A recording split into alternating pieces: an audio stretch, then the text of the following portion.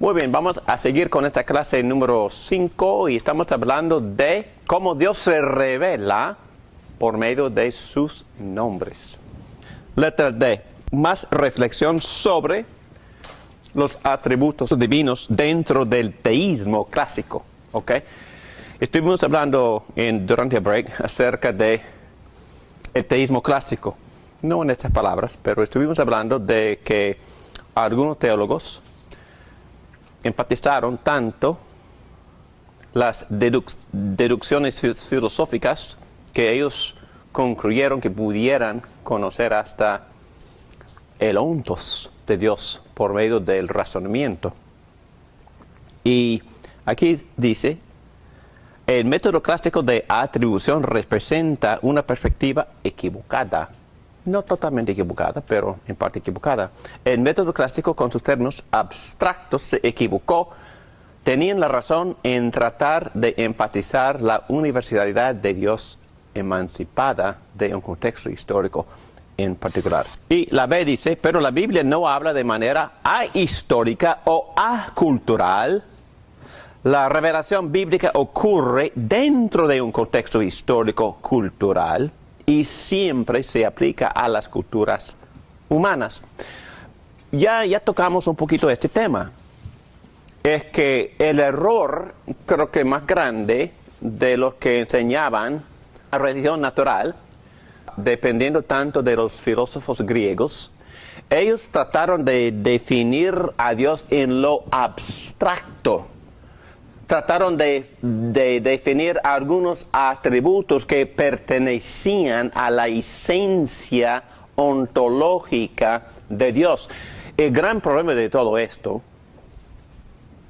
fue, ellos llegaron a un concepto de Dios totalmente desconectado de la historia y de alguna cultura en general.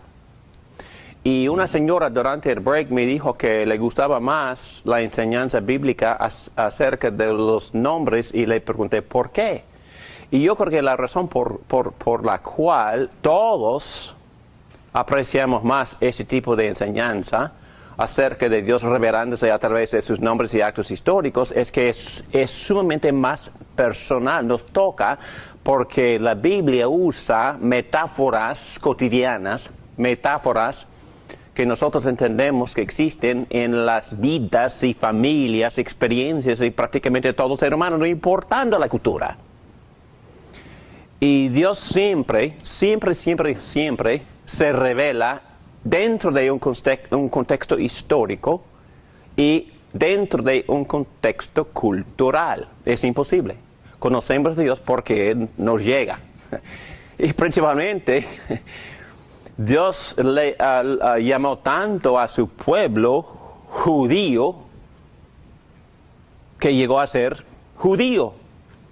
Y es más, cuando Jesús estaba hablando con la samaritana, que no era judía pura, era una mezcla de asirios y judíos. Una mujer totalmente repugnante por cualquier judío. Jesús la amaba y se revelaba y después de todo le dijo, pues, la salvación viene de los judíos. Soy judío. Y es más, el apóstol Pablo, después de decirle que el mismo pagano que no ha sido una exposición o no fue expuesto a la revelación bíblica, Pablo dice que cuando este pagano, este gentil, no judío, escucha el evangelio y nunca ha practicado ninguna religión, esa persona puede llegar a ser justificada y salvada por la misma fe en Cristo. Increíble. Y entonces los judíos estaban diciendo, ¿qué? Entonces, ¿qué vale ser judío entonces? ¿Y qué le respondió el apóstol Pablo? Los judíos tienen las promesas, tienen la palabra, más que nada tienen la palabra. Tienen este libro escrito por 39 judíos. Yo amo al judío porque yo dependo del judío. Mi salvación viene de los judíos. Mi salvación viene de Jesucristo judío. ¿Qué es mi punto? Mi punto es que Cristo se metió en la raza humana como judío. Es que no se presentó en lo abstracto. Soy inmutable, soy eterno, tiene acedad, soy sencillo. Que leen muchos libros filosóficos para poder conocer. No. Vino, se metió, se puso carne y huesos y piel, color de un judío étnico, y aprendió a hablar arameo. Y obedecía todas las costumbres de la ley, todas las leyes ceremoniales. Él obedecía todo en toda su perfección. Entonces, como judío, Dios se metió en una cultura específica con un idioma específico, hablando en arameo y aprendiendo todas las costumbres judaicas, pero al mismo tiempo, cuando Jesús usaba metáforas para que la gente entendiera quién era y quién era su padre, usaba analogías cotidianas que cualquiera pudiera entender. Bueno, mi punto es sencillo. Dios se hizo accesible porque Él llegó a ser miembro de nuestra familia, de ser humano. Y Él dijo en Hebreos que no tiene vergüenza de llamarnos hermanos. Es que no se reveló filosóficamente, ni como un gran rey de reyes y nada más. Se reveló como mi hermano, como miembro de mi familia. Andaba en la calle conmigo, sudaba conmigo. Es que supuestamente era carpintero con muchos carpinteros. Y se identificaba ese punto. Y dice el libro de Hebreos que también Él fue tentado en todas las maneras en que nosotros somos tentados y sufrir todo lo que nosotros sufrimos y mucho más. Entonces se identificó totalmente con nosotros para poder revelarse, para poder educarme de quién es Dios. Dios vino en la forma de un ser humano en carne para enseñarme la imagen perfecta, exacta de Dios. Es mi punto. Él se metió en la historia, se metió en una cultura específica. Él se metió en una familia de seres humanos para poder revelar quién es Dios. Y dentro de este contexto, Él hablaba constantemente de metáforas o de analogías que cualquier ser humano pudiera entender. Y estaba diciendo constantemente, fíjate en ese pastor de ovejas, así soy yo. Fíjate en ese padre de hijos muy generoso, así soy yo. Fíjate en este agricultor que planta semillas en el campo, así soy yo. Yo planto semillas. Entonces, él se identificaba con el ser humano y en la forma de ser humano. Precisamente por eso toca nuestras vidas. Dios no nos está dando una lección filosófica. Por erigir un vocabulario abstracto, los teístas clásicos, estamos evaluando otra vez los teístas clásicos, nos hablaban de Dios de una manera irrelevante a nuestra vida histórica. Cuando decimos que Dios es inmutable, o que cuando Dios es eterno, o Dios es sencillo, ok, ¿qué? ¿Qué tiene eso que ver conmigo? Entonces, por eso Dios no se reveló en esa forma, se reveló en una forma muy sencilla, humana, cotidiana, accesible, vulnerable, sensible, para que yo pudiera tocarlo y conocerlo. Él se metió en la vida histórica del mundo. Una autora, Dorothy Sayers, en un libro, o en el libro de sus cartas, dice, los teólogos hemos hecho la palabra de Dios aburrida porque la hemos descontextualizado. ¿Qué significa eso?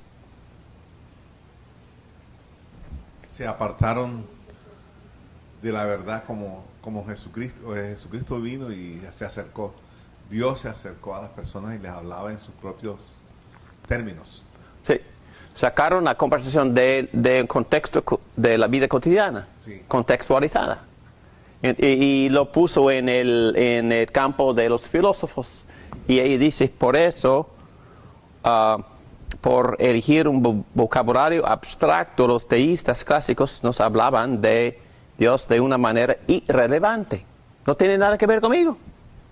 Dice, los teólogos hemos hecho la palabra de Dios aburrida, porque la hemos descontextualizado. Solución, cuenta la historia. Si yo quiero que ustedes conozcan a Dios, yo tengo que dejar de hablar de la filosofía. Y tengo que hablar de la historia de Abraham, la historia de Adán y Eva, la historia de Jacob, la historia de José, la historia de Josué. Porque todos esos hombres, de una forma u otra, profetizaban la venida de Cristo, no solo por sus profecías y palabras, sino por su propia vida. Estaban actuando el papel en el teatro del Antiguo Testamento, exhibiendo exactamente lo que Cristo iba a hacer y iba a hacer en el Nuevo Testamento. Y entonces, como Jesús mismo dijo, todo esto habla de mí. Toda esta narrativa habla de mí. Y entonces, en otras palabras, si vamos a conocer a Cristo, tenemos que contar la historia de Abraham, Isaac y Jacobo. Dios está diciendo, estaba yo en la historia con ellos, y yo puedo estar contigo en tu historia. Así conocemos a Dios. Por invitarlo a vivir por su Espíritu en nuestro corazón, y así viene el Padre y al Hijo para morar en el creyente y para caminar todos los días, nunca para abandonarnos, nunca para permitir que nosotros nos separemos de su amor, nunca. Y así lo vamos a conocer por leer las proposiciones de Él. ¿Dónde están? Aquí.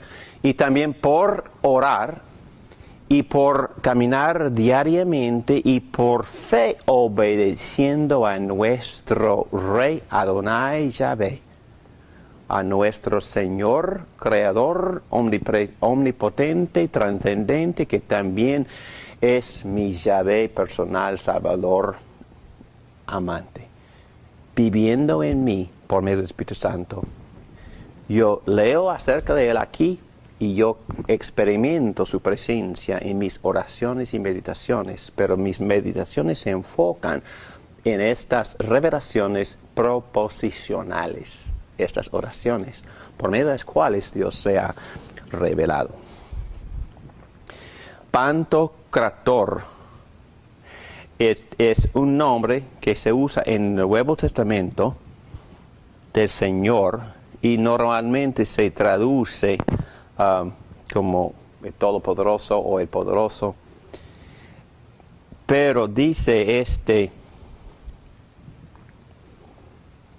profesor Michael Williams que el problema de este tipo de traducción es que me comunica a un Dios abstracto, porque Pantocrator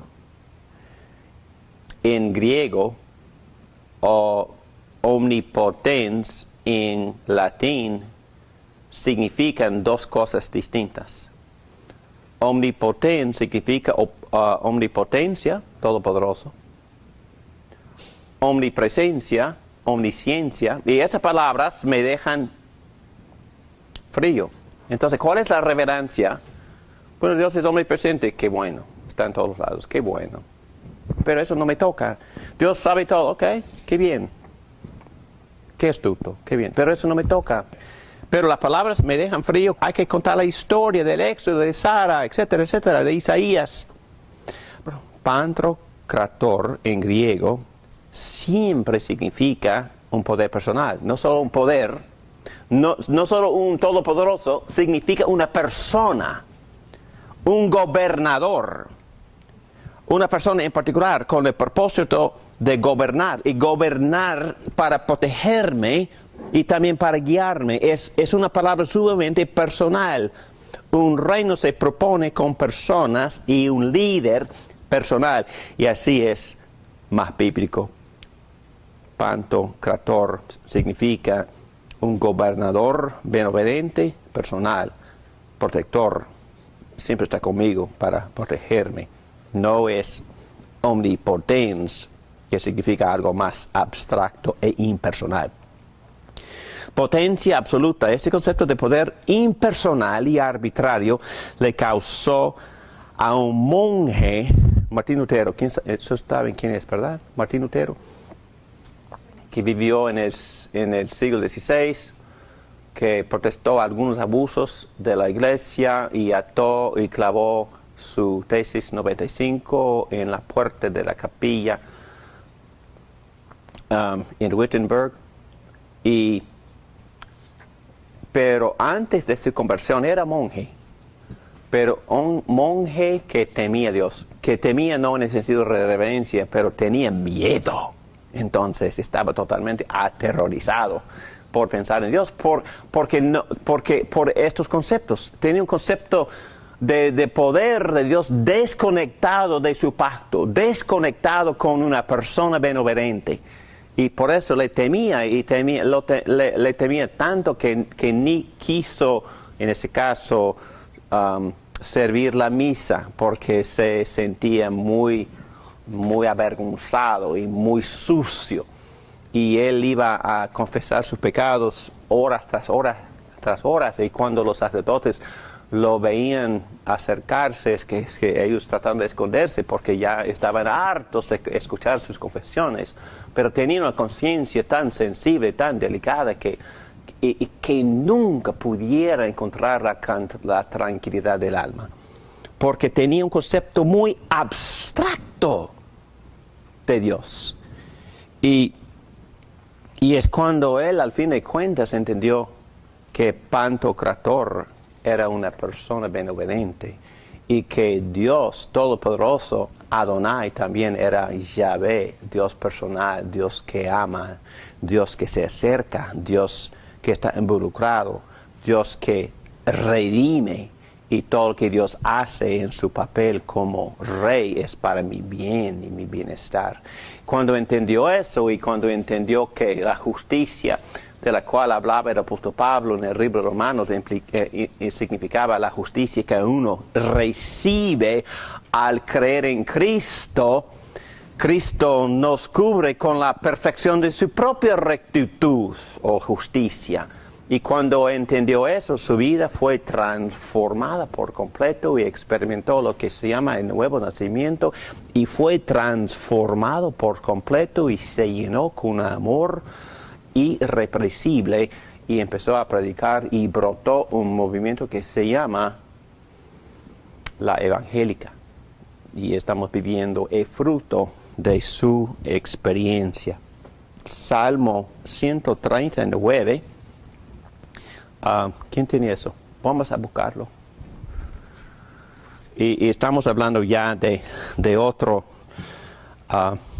Lo que estamos hablando, estamos en un sentido criticando un poquito el énfasis más abstracto en los atributos de Dios y volviendo a un concepto más bíblico por medio de la narrativa. Por favor, Pedro, por lo menos los primeros 9 versículos.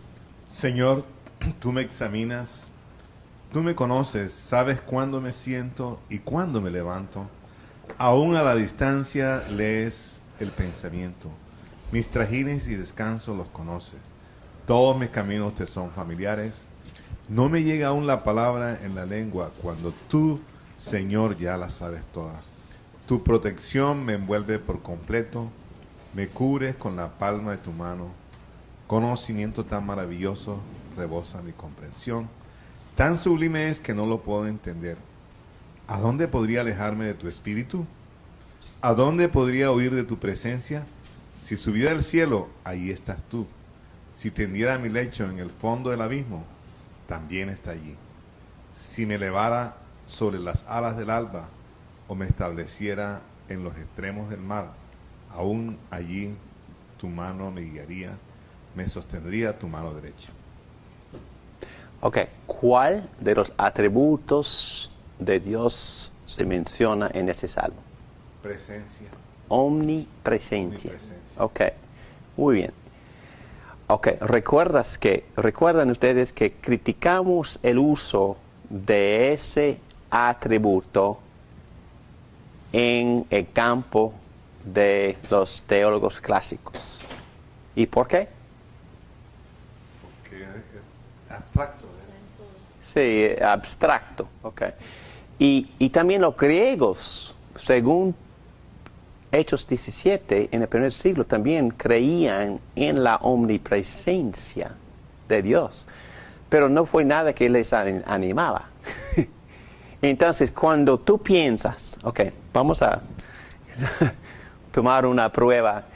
Si yo pienso en la omnipresencia de Dios como niño, ¿cuál es mi primer pensar? Dios es omnipresente, Dios está en todos lados.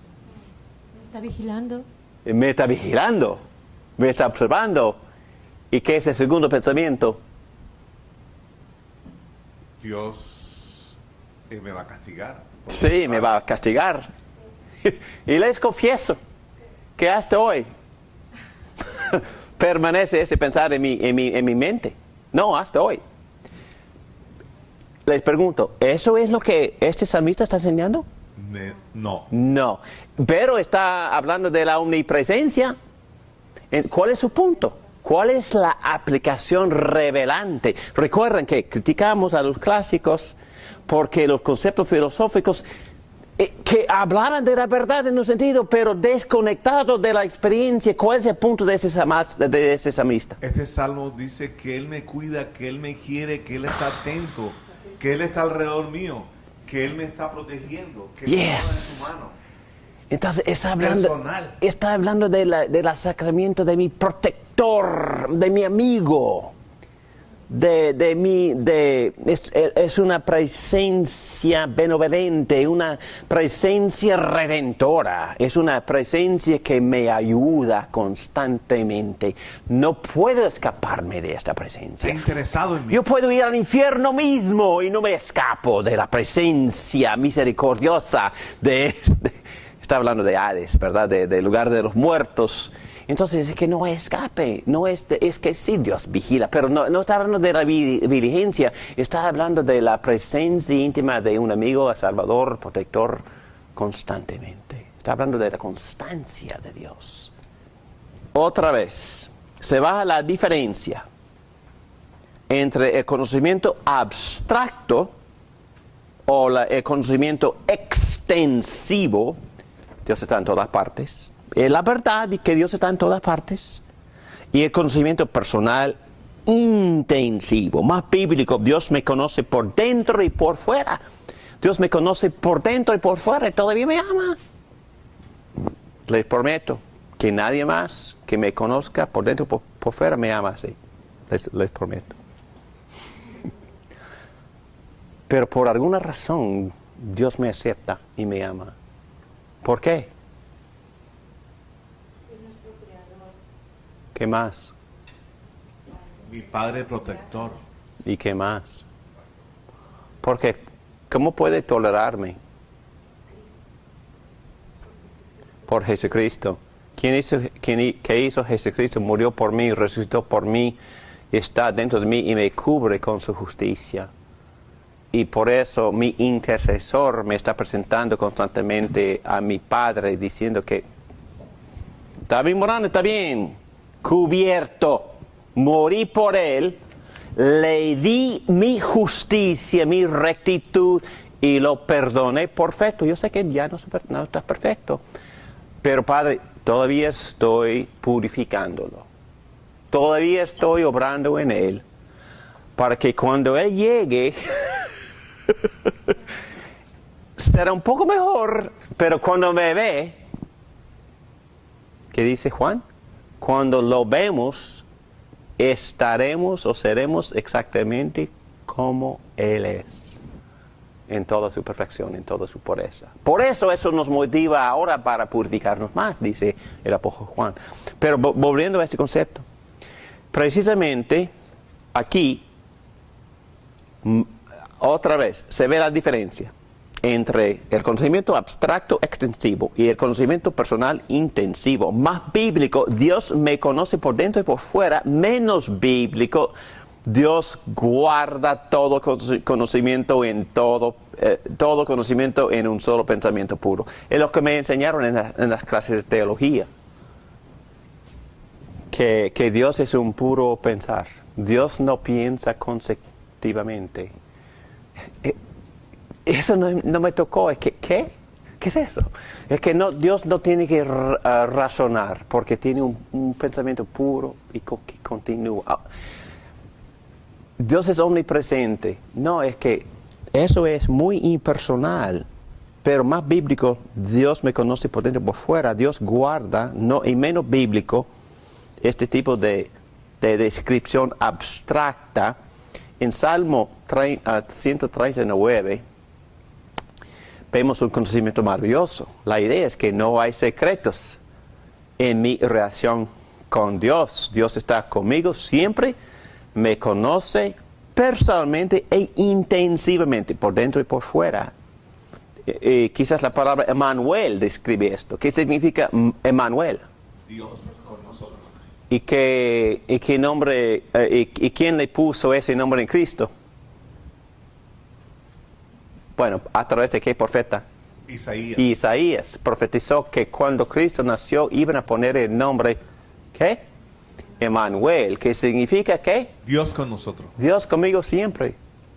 Para amarme, protegerme, ayudarme. Siempre Dios está conmigo. No puedo escaparme de su ayuda, de su protección. Jeremías 33, el versículo 23. ¿Soy acaso Dios solo de cerca? ¿No soy Dios también de lejos? Afirma el Señor. ¿Podría el hombre hallar un escondite donde yo no pueda encontrarlo? Afirma el Señor. ¿Acaso no soy yo el que llena los cielos, la tierra? Afirma el Señor. Oh, a veces la Biblia se habla en términos abstractos, ¿verdad? Entonces, en términos abstractos, ¿de cuáles de los atributos está describiendo Jeremías? Está describiendo la omnipresencia. La omnipresencia y la trascendencia de Dios. Pero también está describiendo también la inmanencia de Dios. Entonces, ok. Entonces, estos pensamientos, los que piensan clásicamente, también tenían algo de razón. Pero lo que dijimos es que no fue completo. Sus abstracciones no fueron completas. Hay que volver a las metáforas bíblicas para entender lo personal de Dios. Ambos se enfatizan. Dios me ama extensivamente, está en todos lados, Él lo sabe todo, y eso es abstracto. Pero también me ama intensivamente, está cerca, vive en mí, me conoce por dentro y por fuera. Eso es intensivo y muy personal. Lo único que se dice aquí es que el lenguaje clásico y filosófico solo comunica un aspecto de la realidad de Dios y no su totalidad. Deja de expresar su aspecto personal e íntimo. Entonces, yo sé que he repetido eso varias veces, pero el pacto significa que Dios me conoce íntimamente, personalmente, y que yo puedo por fe en Cristo conocerlo también así, personalmente e íntimamente, fielmente, nunca para ser separado de Él. Y yo creo que no hay nada, hablando de mí, no hay nada que yo deseo más que alguien que me ame con fidelidad y que nunca me vaya a abandonar. Una persona en quien puedo contar. Y yo puedo contar en mi Adonai Todopoderoso, Yahvé, Dios de pacto personal e íntimo, amigo, salvador y protector. Oremos. Gracias, Padre, por ser Adonai Yahvé. Te amamos porque nos amaste primero y nos has salvado con todo tu poder y nos has cercado íntimamente por medio de tu Espíritu. Gracias. Ayúdanos a responderte con gratitud y gozo hacia ti y expresándolo los unos a los otros aquí en la tierra. En el nombre del Rey Adonai Yahvé.